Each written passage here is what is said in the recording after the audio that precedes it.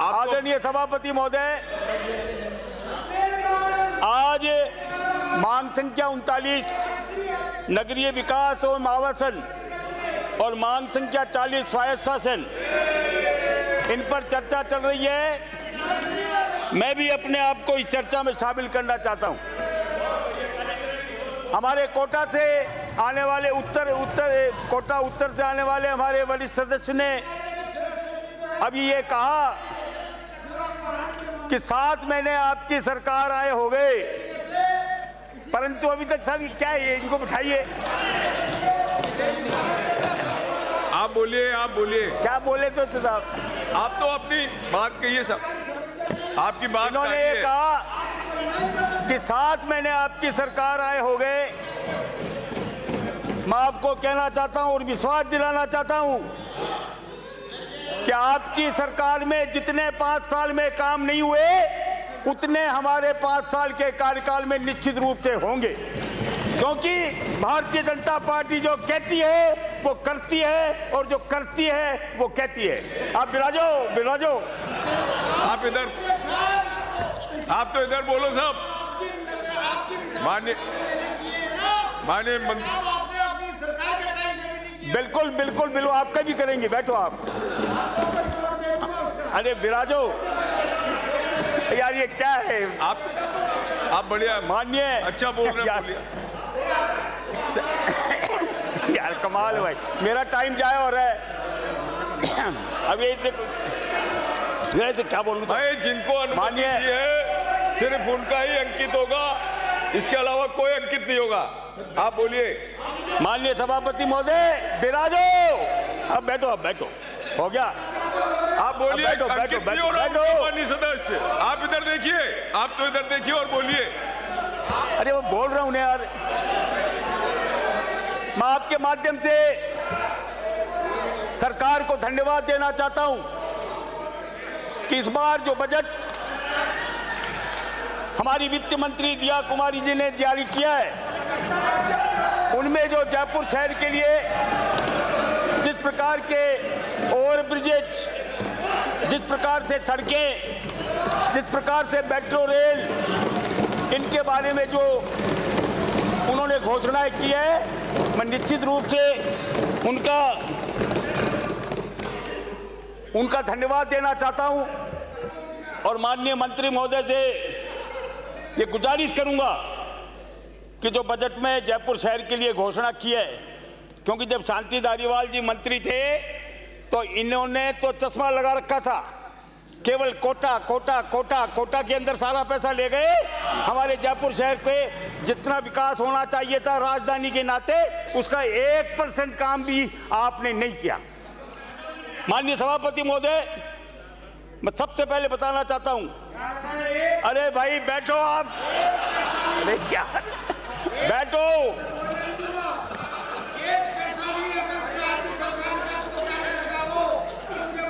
आप बिराइए। अंकित नहीं हो रहा माननीय वरिष्ठ सदस्य, अंकित ही नहीं हो रहा। अरे बैठो। अरे यार, ये क्या है? माननीय सभापति महोदय, 2019 में बैठो 2019 में यूनेस्को ने हमारे जयपुर शहर के परकोटे को और विश्व विरासत के रूप में रिकॉग्नाइज किया था, और उसका परिणाम यह हुआ कि हमारे जयपुर शहर में 80 लाख से ज़्यादा पर्यटक प्रतिवर्ष आने लगे, और उसमें 5 लाख पर्यटक विदेशी हमारे प्रदेश में आने लगे। परंतु ये दुर्भाग्य है कि जब कांग्रेस की सरकार थी, 5 साल तक इन्होंने परकोटे के संरक्षण का कोई काम नहीं किया। निरंतर वहां अतिक्रमण होते रहे। जो हेरिटेज हवेलियां हमारे परकोटे के अंदर बनी हुई थी, उनको तोड़ करके वहां कॉम्प्लेक्सेस खड़े हो गए। माननीय सभापति महोदय, मैं मंत्री जी को कहना चाहूंगा कि यूनेस्को ने जो विश्व विरासत में हमारे जयपुर शहर के परकोटे को, जंतर मंतर को और आमेर फोर्ट को जो शामिल किया है, और जिसके कारण पर्यटक यहाँ पर जयपुर में आते हैं। आप परकोटे में जितने भी अतिक्रमण हो रहे हैं उनको आप हटाइए, और जो हेरिटेज हवेलियाँ जिनको तोड़कर और जो बड़े बड़े कॉम्प्लेक्स बन रहे हैं परकोटे के अंदर, उन पर रोक लगाइए। नहीं तो हमारे जयपुर शहर का यदि हेरिटेज स्वरूप बिगड़ गया, जो पहचान है हमारे जयपुर शहर की, तो पर्यटक आना बंद हो जाएंगे। माननीय सभापति महोदय, मैं आपके माध्यम से बताना चाहूँगा कि हमारी केंद्रीय सरकार, जिन्होंने सीवरेज लाइन पुरानी होने के कारण जो जीर्ण शीर्ण हो गई पूरे जयपुर शहर की, जगह जगह सीवरेज के कारण जो जाम लगता है, बहती है सीवरेज, भयंकर बदबू आती है, उसके लिए केंद्रीय सरकार ने 1406 करोड़ रुपए अमृत योजना 2 के अंतर्गत इसके लिए स्वीकृत किए। परंतु पिछली सरकार ने, जहां 60% पॉपुलेशन रहती है जयपुर नगर निगम ग्रेटर में, उनको तो इन्होंने दिए 456 करोड़ रुपए। तो हमारे साथ ही थे 5 साल का। आप बिराजो, आप बिराजो। अरे बैठो, बैठो। अजय बिराजो। अरे माननीय सदस्य अपने स्थान पे बिराजे। 456 करोड़ रुपया आपने जयपुर ग्रेटर को दिया, और जो 40% इलाका है जयपुर हेरिटेज का, उसको आपने 950 करोड़ रुपए दिए। और इतना ही नहीं, 950 करोड़ रुपए में जो 30% पैसा नगर निगम को वहन करना था, वो आपने भेदभावपूर्ण नीति करके आपने राज्य सरकार की तरफ से वो पैसा दे दिया। परंतु जयपुर ग्रेटर में जो 136 करोड़ रुपया 30% हिस्सा देना था, वो आज तक आपने नहीं दिया। उसका परिणाम यह हुआ कि हेरिटेज में तो सीवरेज का काम चालू भी हो गया, वर्क ऑर्डर भी हो गया, 5-5 वर्क ऑर्डर निकल गए, पर जयपुर ग्रेटर में अभी तक जो 456 करोड़ रुपए आपने दिए, उसका काम चालू नहीं हुआ, क्योंकि 136 करोड़ रुपए आपने उसमें नहीं दिया था। तो मैं अनुरोध करना चाहूंगा कि आप निश्चित रूप से वो 136 करोड़ रुपया जयपुर ग्रेटर नगर निगम को दें, जिससे कि हमारे यहाँ भी जो सीवरेज की समस्या है उससे निजात मिल सके। दूसरा काम इन्होंने किया, इन्होंने कहा हमने जयपुर को, कोटा को, जोधपुर को 2-2 नगर निगम बना दिए। इसका परिणाम जानते हो आप क्या हुआ? आज जयपुर शहर पूरी तरह सड़ रहा है, जोधपुर बुरी तरह सड़ रहा है, कचरे के ढेर लगे हुए हैं, संसाधन है नहीं, कर्मचारियों की संख्या बढ़ गई। दिल्ली जैसे शहर में 12 साल बाद उन्होंने भी 3-3 नगर निगम बनाई थी, पर परिणाम क्या हुआ? उनको 12 साल बाद ये निर्णय वापस लेना पड़ा, और वहाँ दिल्ली नगर निगम 1 बनाना पड़ा। आज बंबई इतना बड़ा शहर है, वहाँ पर 1 नगर निगम है। कलकत्ता इतना बड़ा शहर है, वहाँ पर 1 नगर निगम है। चेन्नई इतना बड़ा शहर है, वहाँ 1 नगर निगम है। परंतु तुष्टीकरण जैसा, भाई अपने निम्बाड़ा से आने वाले सदस्य ने कहा कि कुछ नगर निगमों पे हमारा कब्जा हो जाए, इसलिए इन्होंने जयपुर, जोधपुर और कोटा में 2-2 नगर निगम बनाई। मैं आपके माध्यम से सरकार से कहना चाहूंगा कि आप इनको वापस एक-एक करिए, जिससे कि सफाई व्यवस्था सुचारू रूप से हो सके। और जो वार्ड भी आपने बना दिए ने, एक-एक गली में 1-1 पार्षद, अब जयपुर शहर में 250 पार्षद, कोई मतलब नहीं है इसका, केवल खर्चा बढ़ रहा है। आप उसको वापस 150 ये जयपुर में करिए, जिससे कि जयपुर शहर की व्यवस्था पूरी हो सके। एक मैं समस्या आपको, जो इनवॉल्स के अंदर आज प्रश्न भी था बाल मुकुंदाचार्य जी का, वो थे नहीं उस समय। ई रिक्शा, जयपुर शहर में 30,000 से ज़्यादा ई रिक्शा चल रहे हैं, और आपको ये जानकर आश्चर्य होगा कि उन ई रिक्शाओं में जयपुर का लोकल नागरिक कोई नहीं है। ये सारे बांग्लादेशी और रोहिंग्या जो बाहर से आए हैं, उनके ये ई रिक्शे हैं। ये सुरक्षा के लिए भी बहुत बड़ा सवाल है। ट्रैफिक कंट्रोल बोर्ड की 2-2, 3-3 बार मीटिंग हो चुकी, परंतु अभी तक इसका कोई निर्णय नहीं हुआ। मैं चाहूँगा कि आप इसकी पॉलिसी बनाएं, जोन वाइज रिक्शों को आप ये बंटवारा करें और सबके आधार कार्ड के आधार पर इसकी चेकिंग करें। और आज आप देखिए कि 100 रिक्शे एक एक व्यक्ति के हैं, किराए पर चला रहे हैं। ये जयपुर शहर के लिए बहुत ही खतरनाक स्थिति है। आप निश्चित रूप से इनका रजिस्ट्रेशन करिए, आधार कार्ड देखिए और उसके आधार पर इनका आप निर्णय करिए। एक मैं आपको एक बड़ी मजेदार बात बताना चाहता हूँ। राजा पार्क में 50 वर्ष पूर्व एक दुकान को हमारे जो आदर्श नगर के उपायुक्त महोदय हैं, डीसी महोदय, उन्होंने मकान मालिक को फायदा पहुंचाने के लिए उसको सीज कर दिया। एक बिल्डिंग है, उसमें 15-20 दुकानें बनी हुई है, 50-50 साल से दुकानें। उसने जो ज्वेलर है बड़ा, जिसने बिल्डिंग खरीदी है, वो होटल बनाना चाहता है।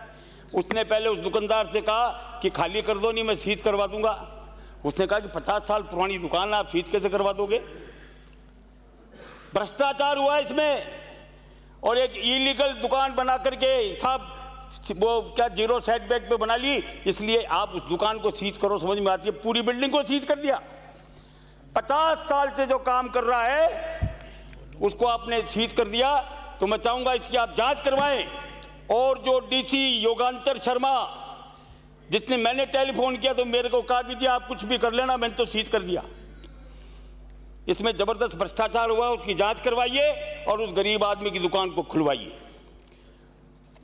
आदरणीय सभापति महोदय,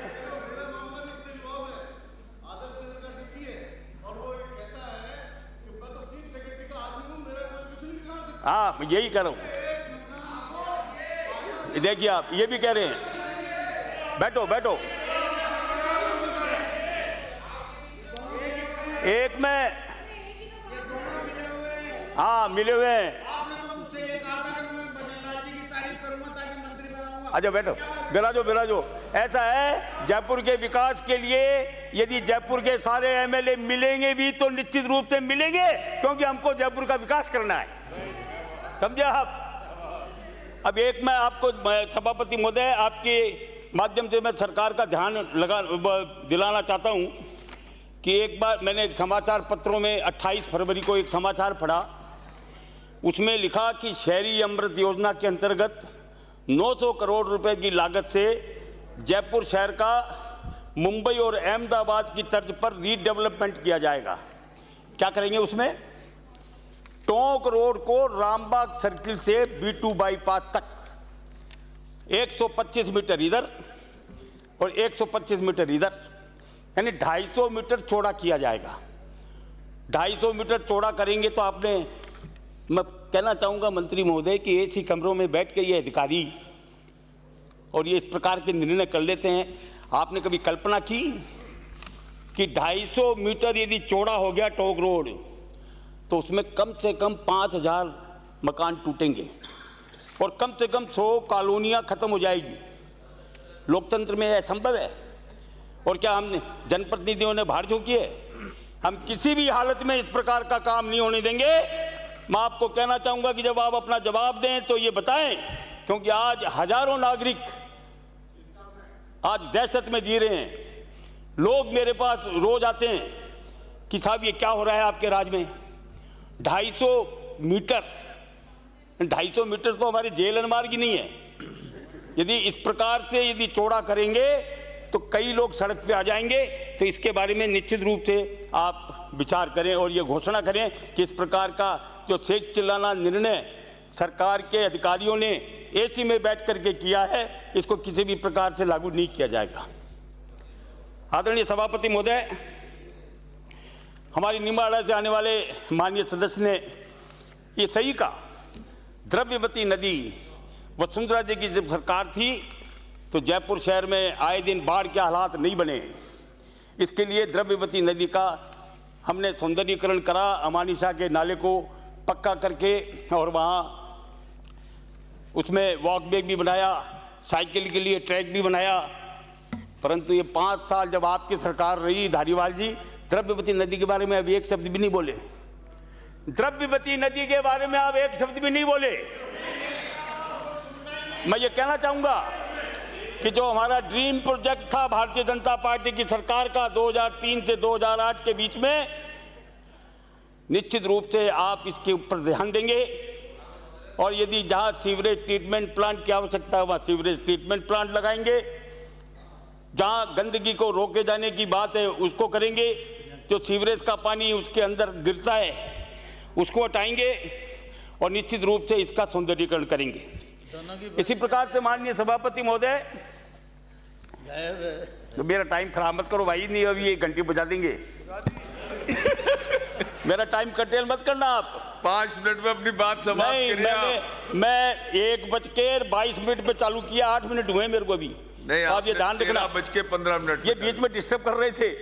नहीं, वो डिस्टर्बेंस एक वाला मैं समय आपको काट बताना दिया, 5 चाहूंगा मिनट में अपनी बात समाप्त करें। कि मालवीय नगर मेरे विधानसभा क्षेत्र में Malviya Nagar housing board colony के सेक्टर 5, 6, 7, 8 और 9, 10, 11, 12 के बीच में एक नाला है, बरसाती नाला।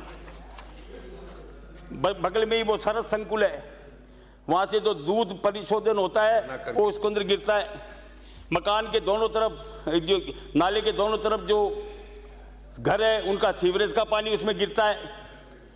मैं ये कहूँगा कि आप उस नाले को पाटने का काम करवाएं।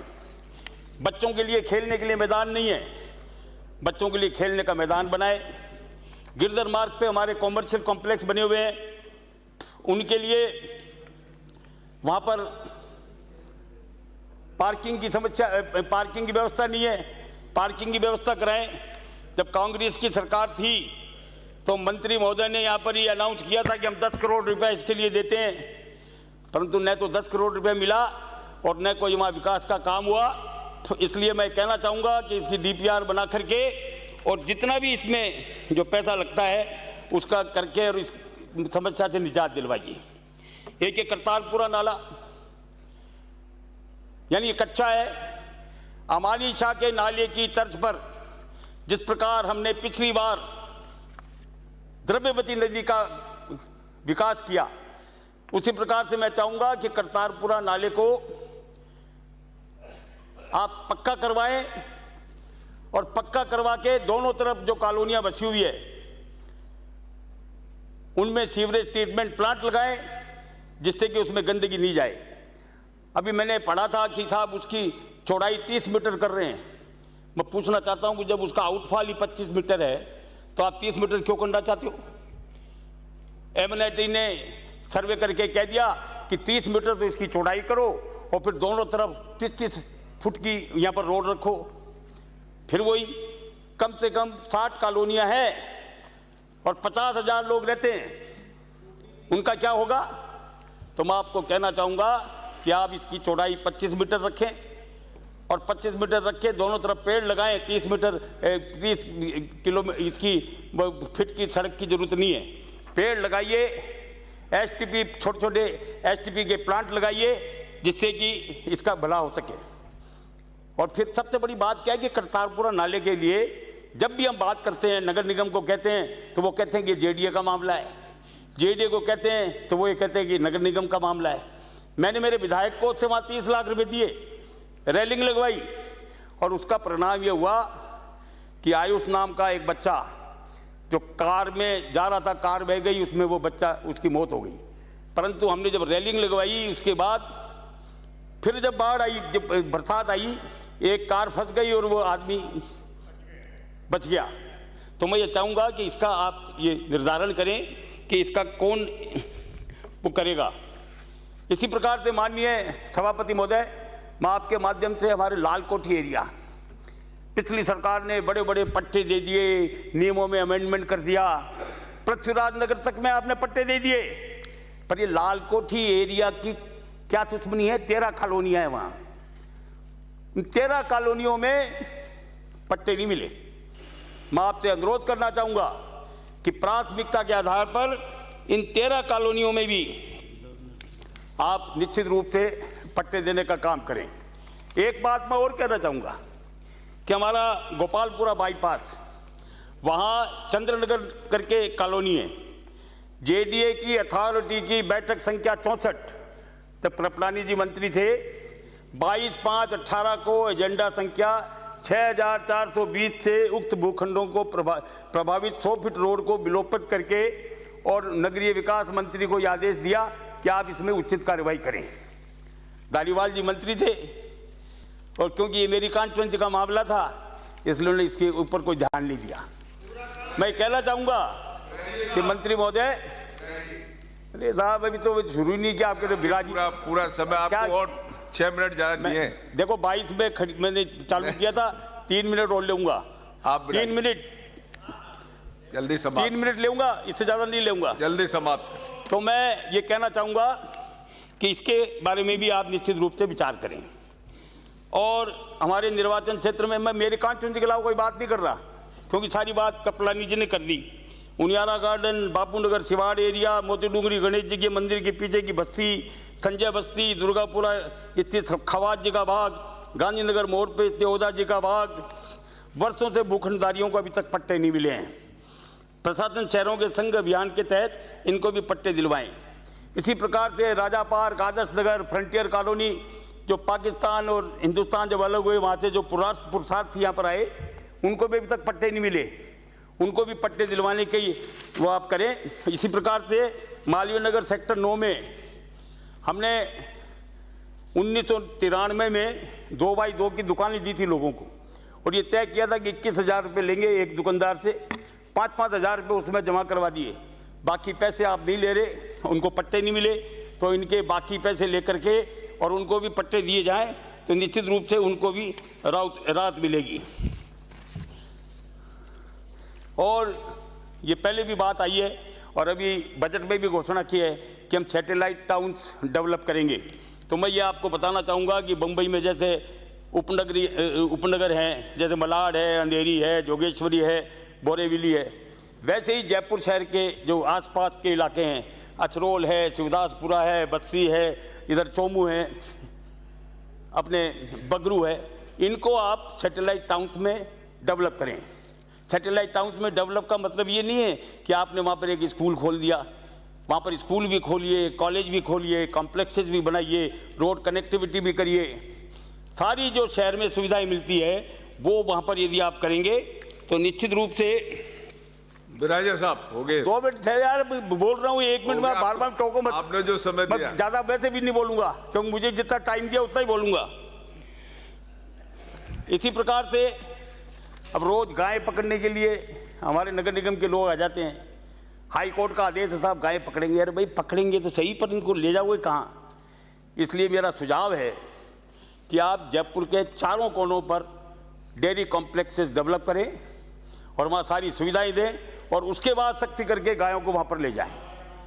इसी प्रकार से हमारे यहाँ मूर्ति कला का जो उद्योग है, विश्व प्रसिद्ध उद्योग है, इसके लिए ये अभी खजाने वालों के रास्ते में मेरी कॉन्स्टिट्यूएंसी में तेजाजी नगर में रोज़ ठक ठक होती है, लोग परेशान होते हैं, रोज़ मेरे पास आते हैं, धूल उड़ती है। तो आप इसके लिए मूर्तिकारों के लिए एक नगर घोषित करें, वहाँ लोगों को बसाएं और वहाँ मूर्ति कला का यदि व्यवसाय चलेगा तो निश्चित रूप से ये अच्छा रहेगा। बार बार घंटी दबा रहे हो, इसलिए आपने समय दिया, इसके लिए बहुत बहुत धन्यवाद। बहुत बहुत धन्यवाद।